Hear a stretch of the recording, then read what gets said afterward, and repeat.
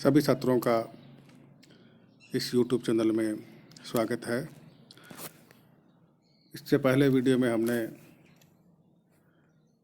NCERT और RBC दोनों में समान रूप से चलने वाली रुचिरा भाग तृतीय के पहले पाठ के 2 श्लोकों का हमने अध्ययन किया था, जो संस्कृत की पुस्तक है। अब हम तीसरे श्लोक का अध्ययन करेंगे।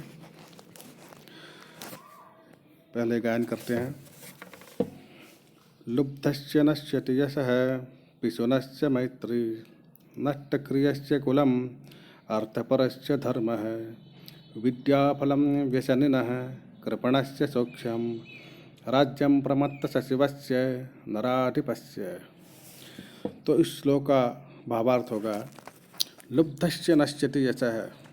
लुब्धस्य यानी लालची व्यक्ति की, नश्यति यानी नष्ट हो जाती है। क्या नष्ट हो जाता है? यश, प्रसिद्धि नष्ट हो जाती है। यश यानी प्रसिद्धि। तो लालची व्यक्ति का यश या प्रसिद्धि नष्ट हो जाती है। पिशुनश्च मैत्री, और पिशुनश्च यानी जो चुगली करने वाला जो व्यक्ति होता है उसकी मित्रता नष्ट हो जाती है।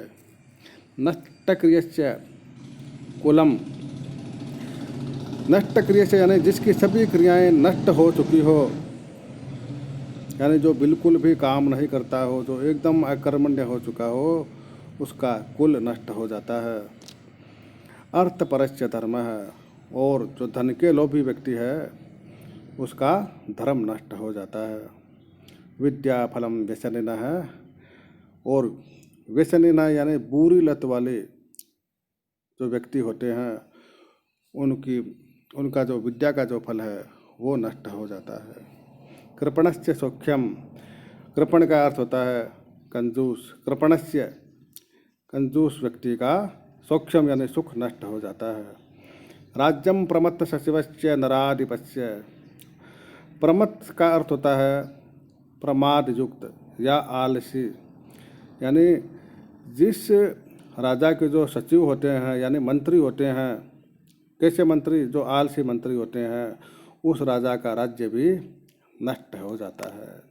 तो एक बार फिर से अर्थ बता देता हूँ।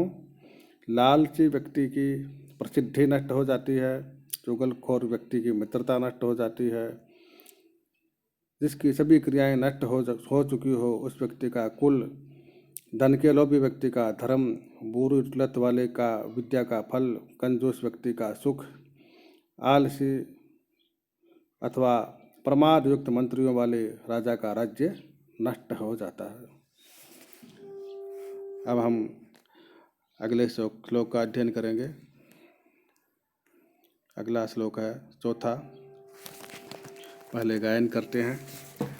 पीत्वा रसं तु कटुकं मधुरं समानं माधुर्यमेव जनयन् मधुमक्षिकासौ सन्तः तथैव समसज्जन दुर्जनानां श्रुत्वा वचः मधुरसुक्तरसं सृजन्ति। पीत्वा, पीत्वा का अर्थ होता है पीकर। इसमें कत्वा प्रत्यय का प्रयोग किया गया है। पीत्वा रसम तु कटुकम मधुरम समानम, यानी ये मधुमक्खी के बारे में दिया गया है कि जो मधुमक्खी का सो, ये जो मधुमक्खी है, यह मधुमक्खी है, वह कटुकम और मधुरम, कटुक यानी कड़वा और मधुरम यानी मीठा। मधुमक्खी कड़वा और मीठा दोनों रस को समान रूप से पीकर, पीत्वा पीकर क्या उत्पन्न करती है? मधुर रस का निर्माण करती है, यानी शहद बनाती है। मधुमक्खी शहद बनाती है, सबको पता है ये तो। ठीक उसी प्रकार संत तथैव, जो संत लोग होते हैं वो उसी प्रकार, तथैव यानी उसी प्रकार, सम सज्जन दुर्जनानाम, सज्जन और दुर्जन व्यक्तियों दोनों की बातें समान रूप से सुनकर, श्रुत्वा यानी सुनकर, वचः इन समान रूप से सुनते हैं। सज्जन और दुर्जन जो लोग होते हैं उन दोनों की बातों को, उन दोनों के वचनों को समान रूप से सुनकर मधुर सुक्तरसम सृजन्ति। मधुर सुक्तरसम सृजन्ति, मधुर सुक्तम यानी मधुर शक्तियों की रचना करते हैं। एक बार वापस अर्थ बता देता हूँ। यह जो मधुमक्खी है वह कड़वा और मीठा दोनों रस को समान रूप से पीकर मधुर रस का निर्माण करती है। उसी प्रकार संत लोग सज्जन और दुर्जनों दोनों की बातें समान रूप से सुनकर हमेशा मधुर सुखियों की यानी मीठी वाणी का निर्माण करते हैं, बोलते हैं। अब हम अगले श्लोक में चलते हैं। श्लोक का गायन करते हैं, 5वें श्लोक का। विहाय पौरुषं यो हि दैवमेवावलम्बते प्रासाद सिंहवत्तस्य मूर्ध्नि तिष्ठन्ति वायसः। अब इसका अर्थ हम देखते हैं। विहाय पौरुषम, विहाय यानी छोड़कर, जो व्यक्ति अपने पौरुषम यानी परिश्रम को छोड़कर दैवमेवावलंबते, दैव देव का अर्थ होता है देवता और दैव का अर्थ होता है भाग्य। तो जो व्यक्ति अपने पौरुष अर्थात परिश्रम को छोड़कर भाग्य का सहारा लेता है, उस व्यक्ति की स्थिति उस व्यक्ति की स्थिति कैसे होती है? प्रासाद सिंहवत तस्य मूर्धने तिष्ठन्ति वायुसः। उस व्यक्ति की स्थिति महलों में बने हुए प्रासाद सिंहवत, प्रासाद यानी महल, महल में बने हुए उस शेर की तरह हो जाती है, सिंहवत हो जाती है, उस शेर की तरह हो जाती है। तस्य मूर्धने तिष्ठन्ति वायसः, जिसके सिर पर, मूर्धने यानी सिर पर कौन बैठते हैं? कौवे बैठते हैं। तो जो व्यक्ति बिल्कुल भी परिश्रम नहीं करता है, केवल भाग्य के भरोसे रहता है, उस व्यक्ति की स्थिति कैसी हो जाती है? महल में बने हुए उस शेर की तरह हो जाती है। जो शेर की मूर्ति बनी होती है ना महलों में, तो उस मूर्ति पर कोई भी पक्षी बैठ सकता है, कौवे भी बैठते हैं। तो उसी प्रकार उस व्यक्ति की स्थिति हो जाती है जो परिश्रम नहीं करता है, केवल भाग्य का सहारा लेता है। अब हम अगले श्लोक में चलते हैं, करेंगे।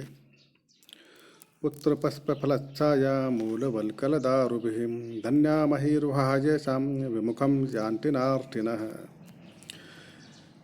पुष्प, पत्र, फल, छाया, मूल यानी जड़, वल्कल यानी छाल, दारुभिः यानी लकड़ियाँ, धन्या महिरुहा, धन्य यानी धन्य है, महिरुहा यानी पेड़, ये शाम विमुखम जानते न अर्थिनः, जिनसे विमुख नहीं जाते हैं। कौन नहीं जाते हैं? अर्थिनः, न अर्थिनः। अर्थिनः यानी मांगने वाले या याचक, जिनसे विमुख नहीं जाते हैं यानी खाली हाथ नहीं जाते हैं। तो इसका अर्थ हम देखते हैं वापस। पुष्प, पत्ते, फल, छाया, जड़, छाल, लकड़ी आदि से युक्त पेड़ धन्य है। जिन पेड़ों के पास ये सब चीज़ें हैं वो पेड़ क्या है? धन्य है, जिसके कारण याचक कभी भी उनसे विमुख नहीं होते हैं या विमुख नहीं जाते हैं। क्योंकि पेड़ के पास तो ये सभी चीज़ें होती है, पेड़ किसी को खाली हाथ लौटाते नहीं हैं। इसीलिए ही पेड़ों के पास जाने वाला कभी भी खाली हाथ नहीं आता है। इस तरह 6वां श्लोक हो गया। अगले अंतिम श्लोक में हम पहुंच गए हैं। सबसे पहले उसका गायन कर लेते हैं। चिंतनया हि विपदाम आदावेव प्रतिक्रिया न कूप खननम युक्तम प्रदीप्ते वह्निनाग्रहे।